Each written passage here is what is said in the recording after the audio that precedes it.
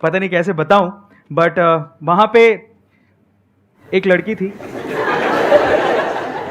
बाहर जाने के बाद जब हवा लग जाती है, फ्री हो जाता है इंसान, उसी की तरफ दौड़ता है।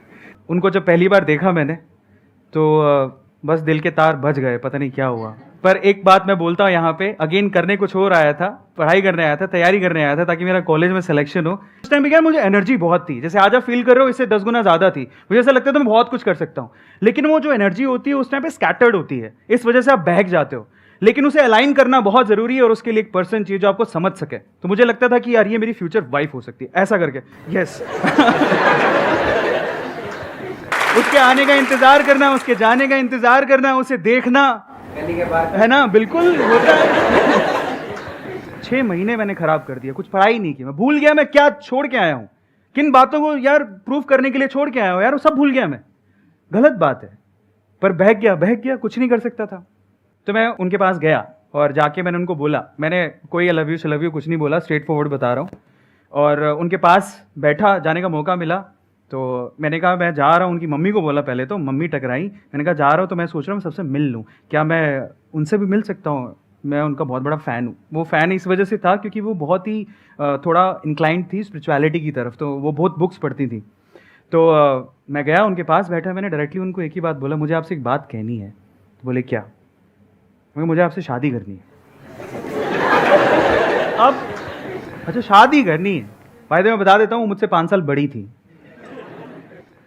उन्होंने कोई रिएक्शन नहीं दिया। लास्ट में जब पूरी कॉन्वर्सेशन हो रही थी, सुनती रही, लास्ट में उन्होंने मुझे बोला कि एक बात बोलती हूँ, ध्यान से सुनना। मैंने कहा हाँ। बोले अपने माँ बाप के पैसों पे तुम यही करने आए हो क्या?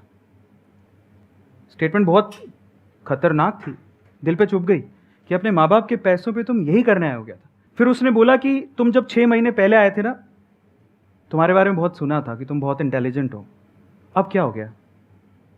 फिर लास्ट में उसने जो बात बोली वो आप सब लोगों को सुननी चाहिए। अगेन मैं कह रहा हूँ, लड़कियां बहुत मैच्योर होती हैं। वो खुशी वाली बात भी थी लेकिन चैलेंज भी था मेरे लिए। उसने बोला तो सफल हो जाओ, अपने पाँव पे खड़े हो जाओ, तब हर चीज़ तुम्हारी कदम चूमेगी, तुम्हें सब मिल सकता है, शायद मैं भी। जब उसने वो स्टेटमेंट बोला, मुझे दुख से ज़्यादा खुशी इस बात की थी कि आग दोनों तरफ है। वो कह रही शायद मैं भी।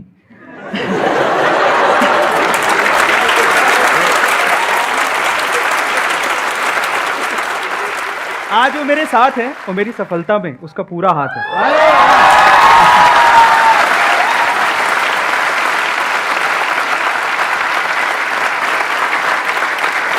ये छोटे छोटे से मूवमेंट होते हैं बॉस, जब आप अपने पाथ से हटते हो ना, अगेन वो मेरे लिए डिस्ट्रैक्शन था, लेकिन वो आपकी कभी कभी स्ट्रेंथ भी बन जाती है।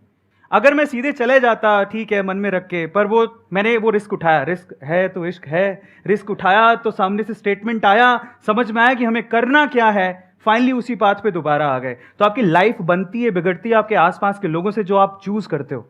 और अगर आपकी चॉइस सही है तो आपकी जिंदगी बन सकती है और बहुत बेहतर बन सकती है। और उसने मेरी जिंदगी को बहुत बेहतर बनाया है, जो आपके सामने मैं हूं।